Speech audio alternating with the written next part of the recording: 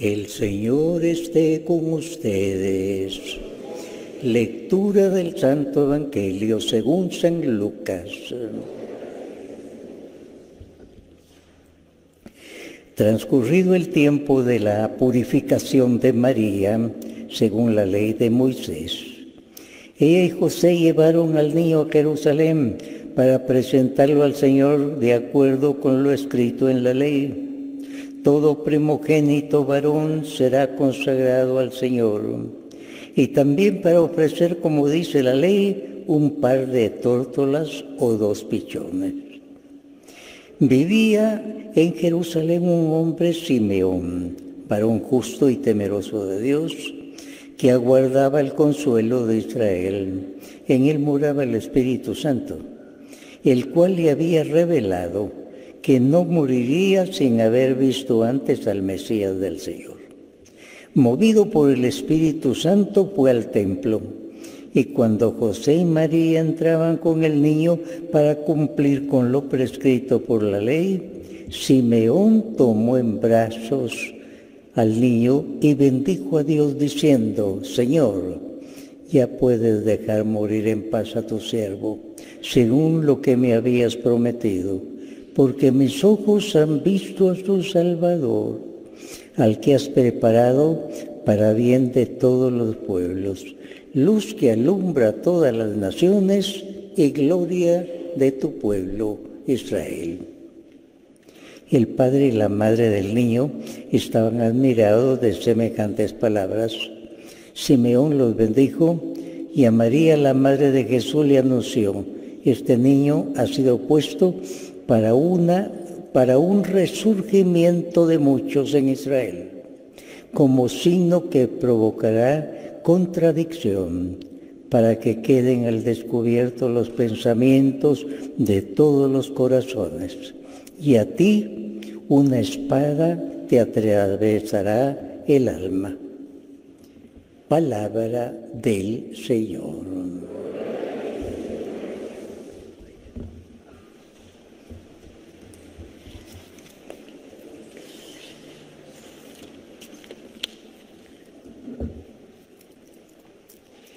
Cuando se platica con los jóvenes, ellos exponen que uno de sus problemas más grandes es su propia familia. Y esto es algo muy triste. La familia debería ser la cosa más agradable para todos, pero en el mundo tan conflictivo en que vivimos, la familia muchas veces ha sido afectada. No hay familia perfecta en primer lugar, no hay familia perfecta. Y nadie ha escogido su propia familia. Pero puede escoger qué familia quiere, eso sí. Por eso el día de hoy, cuando el Evangelio nos habla de la Sagrada Familia, el ejemplo de toda la familia, una familia con muchos problemas. Una familia con muchos problemas. Cuando ustedes ven a San José, siempre está en problemas. Y sin embargo, es la Sagrada Familia, donde se capta que ahí reina Dios, que ahí está la bendición de Dios. Y por eso, en nuestras familias, ¿por qué hay tanta contienda? ¿Por qué hay tanta intranquilidad? Por eso deberíamos ver, en primer lugar, lo que dice San Pedro. San Pedro tiene un consejo muy grande para las familias. Dice San Pedro en su primera carta: amándose, sean bondadosos, humildes, no devuelvan mal por mal, sino devuelvan una bendición. Y aquí está el asunto, que muchas veces me hicieron un mal y yo voy a devolver otro, pero peor, me voy a vengar. ¿Te acuerdas que hace 20 años me dijiste eso? Pues aquí lo tengo. Y eso es algo tremendo en una familia. que se viva en esa forma, que se viva con resentimiento. Y ese resentimiento, quiera que no, sale por todos lados y afecta a toda la familia. ¿Y cuál es el motivo de esto? Es que muchas veces predomina el egoísmo, el yo que quiere aparecer en todos momentos y que quiere servir de los demás como una escalera para subir. Ese yo lleno de orgullo, que no pide perdón, que siempre cree que tiene razón, que es mártir según él de todos los demás. Ese yo que tanto nos afecta a todos y que nunca muere en nosotros, ese yo de soberbia que causa tantos problemas. Y de aquí viene la humildad, el tener que perdonar. En la familia se tienen que perdonar muchas veces, pero muchísimas veces. Como están tan juntos, pues chocan también muchas veces. Y se necesita ese perdón diario. Y aquí es el caso de muchos que nunca han perdonado. Entonces su corazón está herido y basta cualquier cosita pequeña y estalla. No se han preocupado de curar esa herida que está sangrando. Y se cura con el perdón. Y el Señor nos ayuda a perdonar. Así como pedimos perdón, Él nos ayuda a perdonar también. Y eso de estar archivando algo. Hace 20 años me dijiste y no ha perdonado todavía. Tiene aquella frase, me dijiste. Y eso es lo que está saliendo ahora, la venganza, el orgullo. No puede haber paz en una familia así. La falta de comunicación también. ¿Se acuerdan ustedes cuando eran novios cómo hablaban y cómo hablaban? Y la abuelita tenía que poner una escoba detrás de la pared para que se fueran, según ella, la escoba iba a hacer que se fuera y no se iban ni así. Y en cambio ahora hay un mutismo tremendo, no se habla. Se habla muchas veces para gritarse, para reclamar, pero no hay aquel diálogo sereno en que se expone un punto de vista, en que se oye al otro y el otro también deja espacio para oír a la otra persona. El diálogo, ¿cómo falta ese diálogo indispensable? San Juan Bosco en esto era un ejemplo para los jóvenes. En la oficina hacía que se sentaran ahí enfrente. ¿Qué te pasa? Los dejaba hablar, los dejaba exponer. Los jóvenes que con cierta agresividad, pues él los dejaba y después les ayudaba. Falta mucho el diálogo en la casa, pero les digo, el diálogo no es estar reclamándole al otro con impetuosidad, sino es aquel querer encontrar un punto de comunión. Se necesita cierta calma, cierta serenidad. Un esposo contaba que un día, pues él quiso arreglar las cosas, llevaba un ramo de rosas para decirle a la esposa pues que estaba arrepentido, pero claro, no preparó el terreno y la esposa tomó el ramo de rosas, se lo tiró encima y se fue peor el asunto. Fíjese que qué buena voluntad, pero faltó algo previo, faltó el diálogo. Faltó aquel pedir perdón en frío, faltó aquel dialogar, aquel repensar las cosas. El diálogo es muy difícil. Es fácil hablar, es fácil exponer, reclamar, pero sentarse y dialogar y reflexionar y aceptar que uno se equivocó y prometer un cambio, eso es muy difícil. Y sin embargo es lo único que puede arreglar los problemas en la casa. Si no, ahí están las heridas sangrando y entonces basta cualquier cosita pequeña para que se vuelva un problema muy grande. Por eso, ¿cómo se necesita ese diálogo? Recordar, les decía yo, de novios cómo platicaban y platicaban. Y ahora hay una mudez muy grande. Los hogares parecen hoteles. Se va a comer, a dormir, a que le laven la ropa y ahí, pero no hay plática, no hay plática. La casa no es un hotel. Es aquel lugar más bonito de toda persona, hogar, hogar, dulce hogar, pero de dulce no tiene muchas veces nada. Y este diálogo se impone al ver cómo la Sagrada Familia tiene tantos problemas y ahí reina la paz y reina la concordia. Dios está en medio y es lo que en toda familia Dios debe estar en medio. Uno de los grandes problemas de la familia es el licor.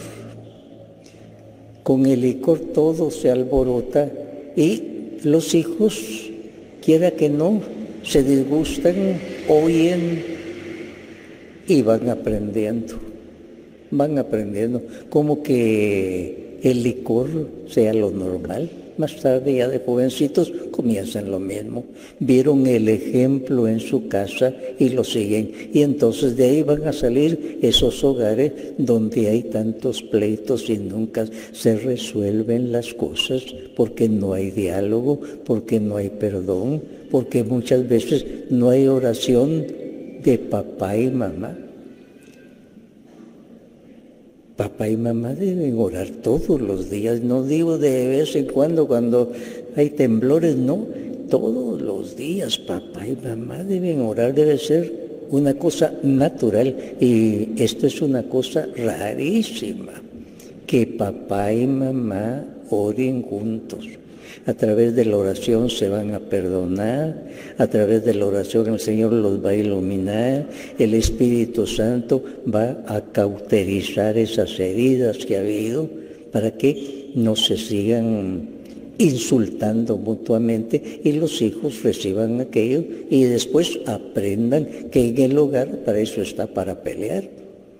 Y entonces les decía, es una especie de hotelito nada más, pero no hogar. Toda familia es un hogar, donde debe reinar la bendición del Señor. ¿Castiga usted a sus hijos? Fíjese que el castigo es algo indispensable en el hogar. No, pero es que entonces mi hijo me va a odiar cuando sea grande. No, de ninguna manera. Depende cómo sea el castigo. Don Bosco, el gran educador, él tenía el castigo. Pero no eran castigos de opresión ni de carcelero. Un día, una noche, estaba en el internado que daba vueltas y daba vueltas, no se podía dormir. El salesiano que asistía a él le dice, ¿y qué te está pasando? Es que el día de hoy don Bosco me vio en una forma, solo una mirada, y eso le había bastado como castigo. Y entonces aquel salesiano le dijo, mira, en la oficina de don Bosco está la luz encendida, se ve que él está ahí, baja y vas a hablar con él. Y regresó contento el muchacho. Pero fíjense, una mirada había sido para él un castigo, porque había cometido algo grave. Solo lo había visto en cierta forma, como decía, me vio en cierta forma. Y de veras, no hace falta estar azotando a los hijos de ninguna manera. Pero hay muchas maneras de castigar al hijo, lo merece y él tiene que aceptar. Y si no acepta, pues va a volver a lo mismo, tiene que aceptar.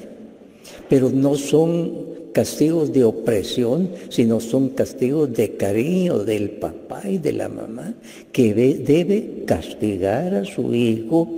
¿Por qué? Porque si no, va a seguir lo mismo de antes. Y que no basta a veces una sola vez, el joven debe aprender. Así es que ese es el castigo pedagógico. De la educación no se puede quitar el castigo. El gran educador de don Bosco, el castigo, pero es un castigo, como les decía, muy bien pensado, no opresor, no era un carcelero, sino un padre, un papá, una mamá. Para esto se necesita lo que don Bosco llamaba la asistencia. El papá y la mamá deben estar pendientes de todo lo de sus hijos, pero no opresivamente. Deben estar como el ángel. El ángel está en todos lados, pues no lo ven, pero está en todos lados. Y es el papá y la mamá deben estar en todos lados, saber qué es lo que hacen sus hijos, con quién se juntan, pero que no sea opresivo. Pero ellos deben saber qué está pasando con sus hijos, niños y jóvenes. No son espías, pero sí son padres de familia, que están custodiando, que deben saber. Una familia una vez contaba eso, que la hija quería decirle algo a la mamá, y no tengo tiempo, mañana. Fue la cocinera la que le tuvo que decir que su hija estaba embarazada. Y era lo que la hija le quería decir. Pero no encontraba que otro día. Y así fue pasando. Una cosa tan grave. Pero no hay tiempo para el diálogo muchas veces. Y cosas grandes, tremendas que pasan. Les decía yo, asistencia. O sea, el papá y la mamá sacrificados deben estar pendientes de todo, pero no opresivamente, sino el ángel que está cuidando, pero que no estorba, el ángel que se informa y que procura evitar anticipadamente algo que pueda suceder. Y ese es educar, la educación cuesta. Muchos papás no saben, sobre todo el papá no sabe a dónde va su hijo, su hija, a qué horas volvió, a qué horas va a volver, no, de ninguna manera. Y a los hijos, ellos siempre van a reclamar, pero en el fondo se dan cuenta, mi papá, mi mamá tienen razón, lo que yo estoy haciendo no está bien. Pero el castigo no es opresor, no es el del carcelero, sino de un papá, de una mamá. Y sobre todo, orar por los hijos. Yo les decía, a mí me toca constatar esa experiencia, que papá y mamá raramente rezan juntos. Hasta se extrañan cuando uno les dice que deben rezar juntos, papá y mamá, cómo los iluminaría el Espíritu Santo acerca de las decisiones tan graves que deben tomar con respecto a sus hijos, con respecto al esposo o la esposa. La oración debe ser algo normal y sin embargo la oración de papá y mamá es algo anormal para muchos y después se ven las consecuencias. Ojalá que el día de hoy que el Evangelio nos presenta la Sagrada Familia, una familia de oración, y vean, cuando ustedes analicen una familia de muchos problemas, por todos lados resultaban los problemas, pero ahí no se agitaban, ahí estaba la paz de Dios, porque eran personas que estaban con Dios, tenían a Dios en medio. Toda familia debe tener a Dios en medio. Les decía yo al principio, nadie escogió su familia, pero todos pueden escoger la familia que quieren, con la cooperación de todos, la familia que quieren, donde reine la paz, la bendición de Dios. El día de hoy, qué bello recordar José, María, Jesús, hay problemas siempre. José parece un mudo, nunca dice ni una palabra, pero él está actuando continuamente. Usted no le escucha una sola palabra a José, pero él se habla con su actitud, siempre está en problemas, viendo cómo saca adelante a María y a su hijo, que están perseguidos, que tienen problemas. El día de hoy, qué bien que en la Eucaristía recemos por la familia. Por eso en este momento, después de haber hecho esta reflexión, quédense ahí sentados. Si usted está junto a su esposo, pues le toma la mano y vamos a orar por la familia. Señor, el día de hoy, al recordar a tu santa familia, ponemos bajo tu protección cada familia aquí presente, el papá, la mamá, los hijos. Vivimos en una ciudad de muchos problemas. Bendice cada casa, Señor. Ayúdalos en primer lugar a perdonarse. Ayúdalos a que te busquen a ti, Señor. Si el Señor no construye la casa, en vano se cansan los albañiles. Que ellos te pongan en primer lugar, Señor. que papá y mamá oren con sus hijos, que la casa sea una pequeña iglesia de oración, que la casa sea algo santo, sagrado. Virgen María, acompaña a todas las madres que tienen tantos problemas, que tienen que captar muchas veces los problemas del esposo, de los hijos. Bendice a los hijos, Señor, que son tan inconformes muchas veces, que reclaman por todo. Ayúdalos a comprender también a sus papás, a saber dialogar con ellos, a saber exponerles sin pretensiones sus problemas. Señor, tú nos has dejado la familia, nos diste el ejemplo de tu sagrada familia. Pedimos por las familias que no se han podido perdonar, que tienen el corazón sangrando, que en esta misa pueda perdonarse esposo y esposa, padres e hijos, que puedan perdonarse, que no estén pidiendo más de la cuenta, que sean comprensivos, perdonadores, como tú los perdonaste, que puedan perdonar. Virgen María, auxiliadora, auxilia a tantas familias que tienen problemas. San José, tan inteligente y activo, ruega por tantos padres de familia que tienen tantos problemas por su familia. Gracias, Señor, porque sabemos que cada familia está siendo bendecida. Gracias, Señor, porque en esta misa tú estás rompiendo tantas ataduras en la familia, los estás bendiciendo, los estás ayudando para que tú, Señor, seas el centro de la familia, para que tú los cuides y los dirijas. Por Jesucristo nuestro Señor. Amén, aleluya, amén.